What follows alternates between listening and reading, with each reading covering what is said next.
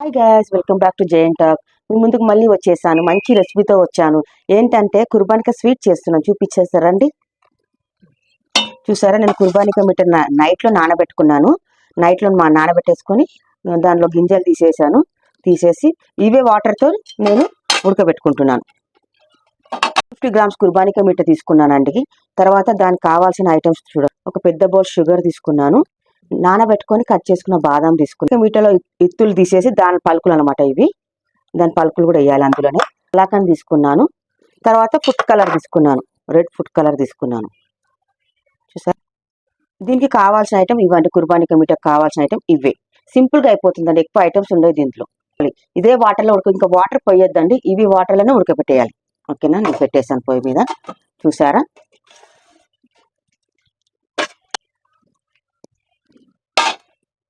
ఈ స్వీట్కి కోవా కూడా వేయొచ్చు, కానీ అది కోవా లేదు కాబట్టి నేను కలాకండ్ వేస్తున్నాను.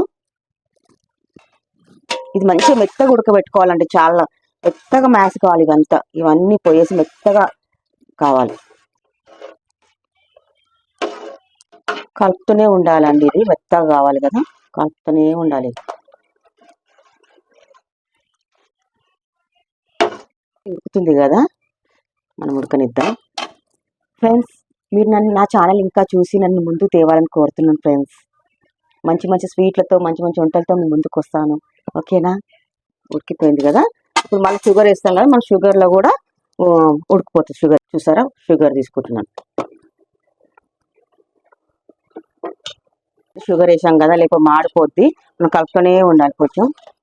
ఇంకో ఈ పలుకులు కూడా వేసేస్తున్నాను. ఇందులోకి వెళ్ళి తీసాం కదా పలుకులు, ఇత్తులు, కుర్బానికా పలుకులు అన్నమాట ఇవి. అవి కూడా వేసేస్తాను.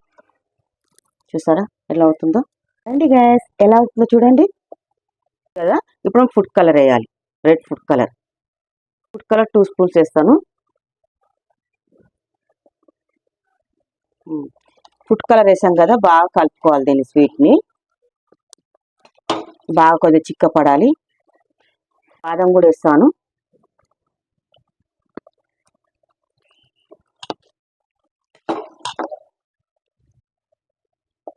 కావాలంటే వేసుకోవచ్చు ఫుడ్ కలర్, లేకుంటే అవసరం లేదండి. ఎందుకంటే వైట్గా ఉంటుంది కాబట్టి తినబుద్ధి కాదు. కొంచెం కలర్ వేస్తే కలర్ఫుల్గా ఉంటుంది.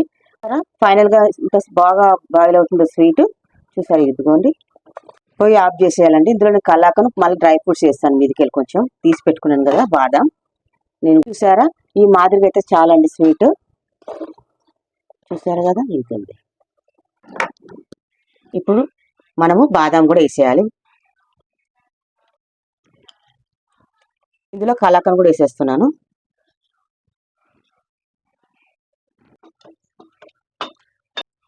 ఇది స్వీటు ఫ్రిడ్జ్లో పెట్టుకొని తినాలండి, వేడి మీద తినొద్దు, టేస్ట్ ఉండదు. నా రెసిపీ మీకు నచ్చినట్లయితే లైక్ చేయండి, షేర్ చేయండి. మళ్ళీ మీరు ఒకసారి ఇంట్లో ట్రై చేసి చూడండి, ఎంత బాగుంటుంది. ఎమ్మిగా ఉంటుంది స్వీట్, కుర్బానికా మిఠ స్వీట్.